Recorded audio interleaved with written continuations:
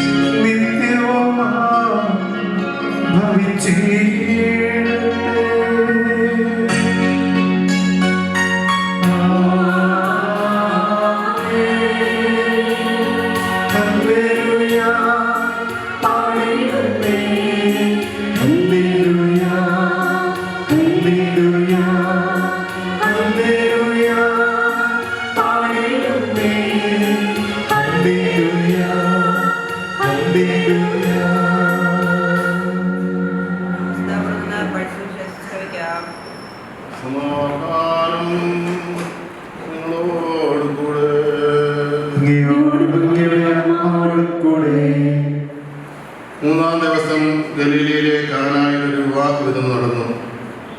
ഈശോയുടെ അമ്മ അവിടെ ഉണ്ടായിരുന്നു.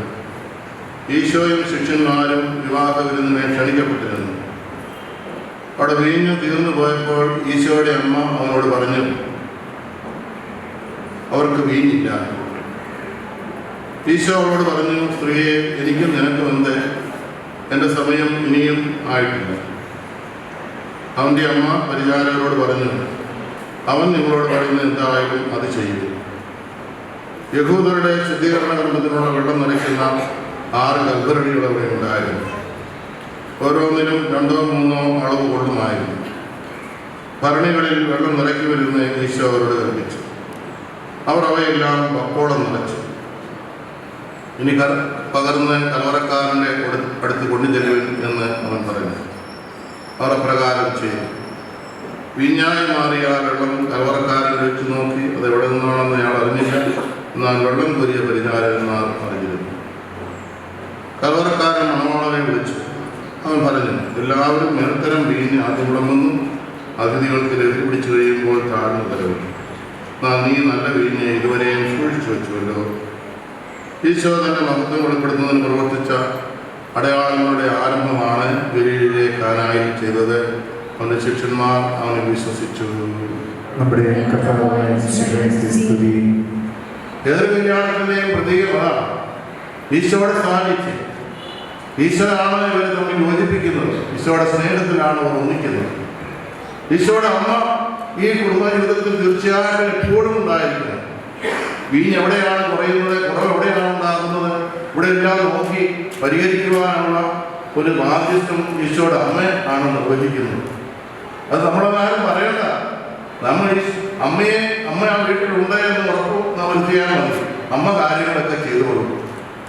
ഇന്നത്തെ സ്ത്രീകൾ ചെയ്യുന്നവർ കുളവാക്കുകയല്ല. ഒരു കുറവുണ്ടെങ്കിലും ഒരു 10 പേരോട് എട്ടോടി എന്ന് പറഞ്ഞ് 4 പേരുണ്ട്. അങ്ങനെയാണ് അമ്മ വേറെ ആരോടും പറഞ്ഞില്ല. അമ്മ ചെന്ന് മകനോടെ പറഞ്ഞു, ഈശോയുടെ പറഞ്ഞു. ഈശോട് പറഞ്ഞ് കൂടെ കാര്യങ്ങളെല്ലാം ആരും അറിയാം. കലവറക്കാരൻ പോലും പറഞ്ഞില്ല. വെള്ളമായിരുന്ന വീഞ്ഞ് കലവറക്കാരൻ അത് എവിടെ നിന്നാണെന്ന് അയാൾ അറിഞ്ഞില്ല. കാരണം അതുപോലെ ആരും അറിയാതെ ഇടപെടുന്ന ഒരു വ്യക്തിയാണ് അമ്മ. അതുകൊണ്ട് ഈശോയുടെ ശിഷ്യന്മാരുണ്ടായിരുന്നു. ആരാണ് ശിഷ്യന്മാരുടെ സമൂഹമാണ് സഭ. സഭയോട് ബന്ധപ്പെട്ട് വേണം വിവാഹം. അല്ലെങ്കിൽ നമുക്ക് പോയി രജിസ്റ്റർ ചെയ്ത് നടത്തിയാൽ മതി. സഭയിൽ ആണ് വിവാഹം നടക്കുന്നത്. അത് വിവാഹത്തിന് മാത്രമല്ല സഭ. ഈ കുടുംബജീവിതത്തിന് മുഴുവൻ സമയവും ഇവരുടെ കൂടെ ഉണ്ടായിരിക്കണം. സഭയുടെ കൂടെ ആയിരിക്കണം. സഭയുടെ എല്ലാ ജീവിതത്തിലും പങ്കുചേരുവാൻ ഇവർക്ക് സാധിക്കണം. എന്താണ് സഭയുടെ ജീവിതം? സഭ ഓരോരുത്തർക്കും സമീപമാകുന്നത് എന്താണ്? അങ്ങനെയാണ് കൂദാശകൾ വഴിയാണ്. കൂദാശ ജീവിതമില്ലാതെ ഞാൻ കടത്തറ ഇടവകയിലാണ് 1980 മാമോദിസ സ്വീകരിച്ചു എന്ന് പറഞ്ഞുകൊണ്ട് ഒരാൾ ഒരു സഭയുടെ അംഗമാകുകയില്ല. കൂദാശകളിലൂടെ അനുദിനം ബന്ധപ്പെടുന്നവർ മാത്രമേ സഭയുടെ അംഗമായി ജീവിക്കുന്നുള്ളൂ. മറ്റൊരു പേരിനും ഒരു രജിസ്റ്ററിൽ പേരുണ്ട്, പക്ഷേ കർത്താവിന്റെ രജിസ്റ്ററിലുള്ള പേരില്ല. ഔദാസികമായ ജീവിതം ആവശ്യമാണ്. കുടുംബത്തെ കാർഗിക സഭയെന്നാണ് വിശേഷിക്കുന്നത്. കുടുംബം എങ്ങനെയാണ് സഭയാകുന്നത്? ഒരുമിച്ച് ഭക്ഷിക്കുകയും പാനം ചെയ്യുകയും മാത്രമല്ല, ഒരുമിച്ച് പ്രാർത്ഥിക്കുകയും ചെയ്യുന്നു. ഒന്നിച്ച് പ്രാർത്ഥിക്കുന്നവർ ഒരുമിച്ച് ജീവിക്കുന്നു. പ്രാർത്ഥന, കുടുംബ പ്രാർത്ഥന ഇല്ലെങ്കിൽ അവിടെ സഭയുടെ ഒരു പ്രതീകമൊന്നും അവിടെ ഇല്ല. അത് സാധാരണ കുടുംബം മാത്രമാണ്. കുടുംബ പ്രാർത്ഥനയിലാണ് കുടുംബത്തിലെ അംഗങ്ങളെല്ലാവരും ഒന്നിച്ച് ഒരു സഭയായി രൂപപ്പെടുന്നത്.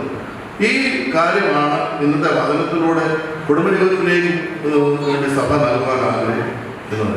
അവനെ സ്നേഹിക്കണമെങ്കിൽ ദൈവികമായ ഒരു കാഴ്ചപ്പാട് നിങ്ങൾക്കുണ്ടാകണം. ആ ദൈവികമായ കാഴ്ചപ്പാടോടുകൂടി ജീവിക്കുവാനും പരസ്പരം കരുതുവാനും സ്നേഹിക്കുവാനും നിങ്ങൾക്കിടയാകട്ടെ. ദൈവം നിങ്ങളെ അനുഗ്രഹിക്കട്ടെ. ഇവിടെ കൂടിയിരിക്കുന്ന എല്ലാവരുടെയും നാമത്തിൽ ഇവർക്ക് എല്ലാവിധ ആശംസകളും ഞാൻ ആധിപത്യത്തെ പറ്റി പഠിച്ച വിഷയം പരസ്പര വിശ്വാസത്തോടും ചരിത്രശുദ്ധിയോടും കൂടി സന്തോഷപരമായി ജീവിതം നയിക്കുക.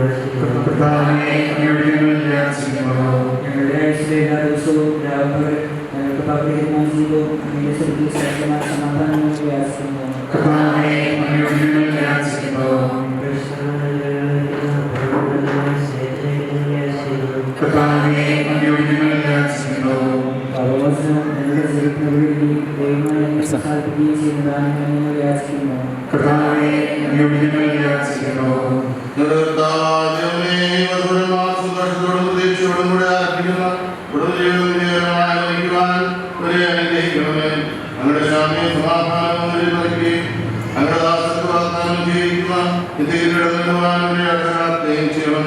അങ്ങനെ സ്നേഹത്തിനെതിരെ വളർത്തിയ മാതാപിതാക്കളെയും കുമാരനെയും ഈ തിരുക്കർമ്മത്തിൽ പങ്കെടുക്കുന്ന എല്ലാവരെയും അനുഗ്രഹിക്കണമേ.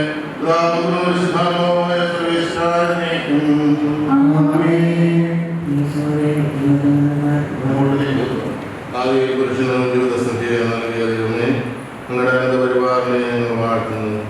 പരിവർത്തകന്മാരാൽ ആഗ്രഹിക്കുന്നവരെ സ്നേഹത്തിൽ വന്നിരിക്കുന്ന ഈ കുദാശ യോഗ്യതയോടെ പരിവർത്തനം ചെയ്യുവാൻ അങ്ങയുടെ ദാസനെ ശക്തനാക്കണമേ.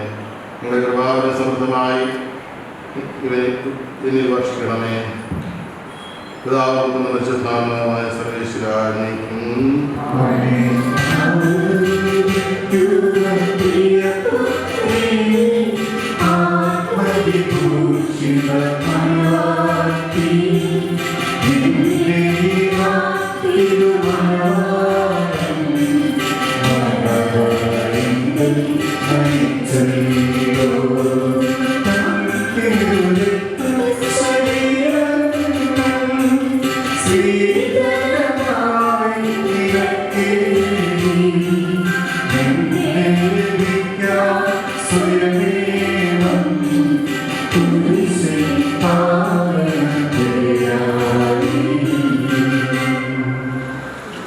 ജോസഫ് മിശിഹായുടെ നിയമവും തിരുസഭയുടെ നടപടിയും അനുസരിച്ച് സ്വതന്ത്രമായ മനസ്സോടും പൂർണ്ണമായ ശ്രമത്തോടുകൂടെ റോസിനെ ഭാര്യയായി സ്വീകരിക്കുന്നു. റോസ് മിശിഹായുടെ നിയമവും തിരുസഭയുടെ നടപടിയും അനുസരിച്ച് സ്വതന്ത്രമായ മനസ്സോടും പൂർണ്ണമായ സമ്മതത്തോടും കൂടി ജോസഫിനെ എൻ്റെ ഭർത്താവായി സ്വീകരിക്കുന്നു. നിങ്ങൾ ഈ വിവാഹ ഉടമ്പടിക്ക് സാക്ഷികളാണ്. നിങ്ങൾ തമ്മിലുള്ള സ്നേഹത്തിൻ്റെ അടയാളമായി പരസ്പരം കൈവരിക്കും. സ്നേഹത്തോടും മനസ്സിൻ്റെ ഐക്യത്തോടും കൂടെ കുടുംബജീവിതം നയിക്കുവാൻ നമ്മുടെ കർത്താവായ ഈശോ മിശിഹ നിങ്ങളെ വിവാഹത്തിൽ ബന്ധിക്കുമാറാകട്ടെ. പിതാവിൻ്റെയും പുത്രൻ്റെയും പരിശുദ്ധാത്മാവിൻ്റെയും നാമത്തിൽ. കുരിശുമരണം വഴി തിരുസഭയെ സ്വീകരിച്ച കർത്താവേ, വിശ്വാസത്തിലും സ്നേഹത്തിലും വധുവരന്മാരെ ബന്ധിക്കുന്ന ഈ കാലി ദയാപൂർവം ആശീർവദിക്കണമേ. ഐക്യത്തിൻ്റെ പ്രതീകമായ ഈ കാലി അഭേദ്യമായ സ്നേഹത്തിലും പൂർണ്ണമായ വിശ്വസ്തതയിലും ഇവരെ ബന്ധിക്കുമാറാകട്ടെ. ജീവിതത്തിലുണ്ടാകുന്ന ക്ലേശങ്ങൾ സന്തോഷപൂർവ്വം സഹിക്കുവാനും ഇതിൻ്റെ ഇഷ്ടമനുസരിച്ച് പരിശുദ്ധരായി ജീവിക്കുവാനും ഇതിൽ മുദ്രിതമായിരിക്കുന്ന പരീക്ഷ ഇവർക്ക് ശക്തി നൽകട്ടെ. ഇവരുടെ വിശ്വസ്തയുടെ അടയാളമായിരിക്കുകയും ചെയ്യട്ടെ. കർത്താവായ ഈ ദമ്പതിമാർ തങ്ങളുടെ സ്നേഹത്തിൻ്റെയും വിശ്വസ്തതയുടെയും അടയാളമായി പരസ്പരം അണിയിക്കുന്ന ഈ മോതിരങ്ങൾ ആശീർവദിക്കുന്നത് പ്രഭാവനത്തിന്റെ അനശ്വരവസ്ത്രത്താൽ രക്ഷാഭാവനെ ലഭിക്കുന്ന കാര്യമായ കർത്താവേ, ഈ മന്ത്രകോടിയെയും പ്രാർത്ഥനയ്ക്കായി സഹായിക്കുന്ന ഈ ജപമാലകളെയും ആശീർവദിക്കണമേ. പൂർണ്ണമായ ആത്മസമർപ്പണവും പരസ്പര സ്നേഹവും വഴി ഇതിനെ ഭരിക്കുവാൻ ഈ ദമ്പതിമാരെ അനുഗ്രഹിക്കണമേ. എൻ്റെ മണവാട്ടിയായ സഭയെ മഹത്വത്തിൻ്റെ വസ്ത്രം ധരിപ്പിച്ച കർത്താവെ, ലോകത്തിൽ നിഷ്കളങ്കരായി ജീവിച്ച് സ്വർഗത്തിൽ മഹത്വത്തിൻ്റെ വസ്ത്രം അണിയുവാൻ ഒരു യോഗ്യരാകുകയും ചെയ്യട്ടെ.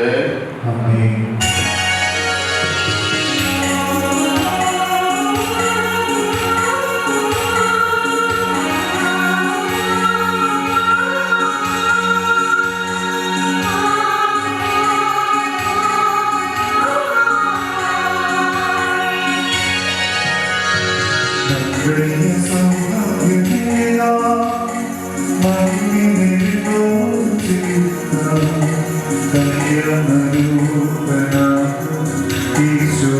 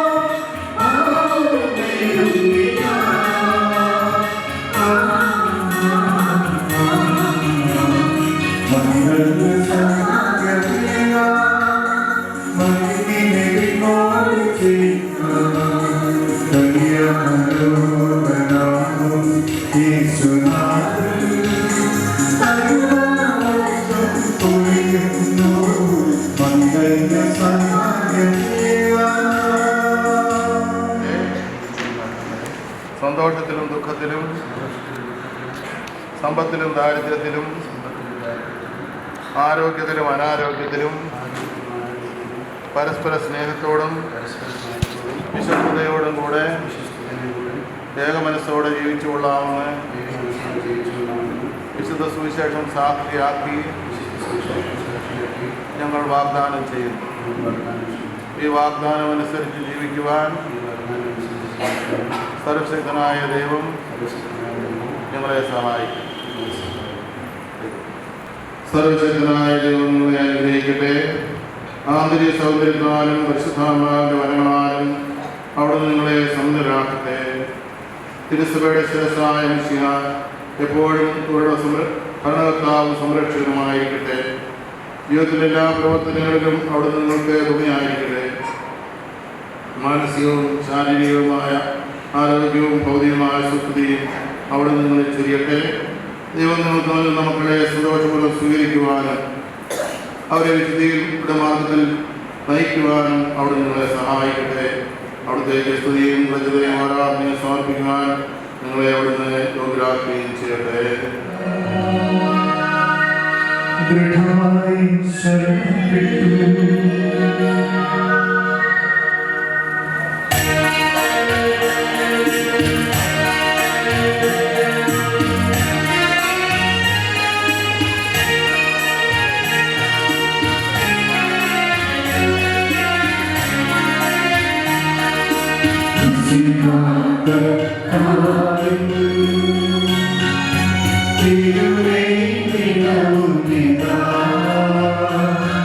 സഹോദരരെ, സ്വർഗ്ഗരാജ്യത്തിൽ വിശ്വാസത്തോടെ ദൈവത്തിന്റെ ശരീരം സ്വീകരിക്കാനും അവിടുത്തെ രക്തപാനം ചെയ്യാനും തിരുസഭ നിങ്ങളെ ക്ഷണിക്കുന്നു.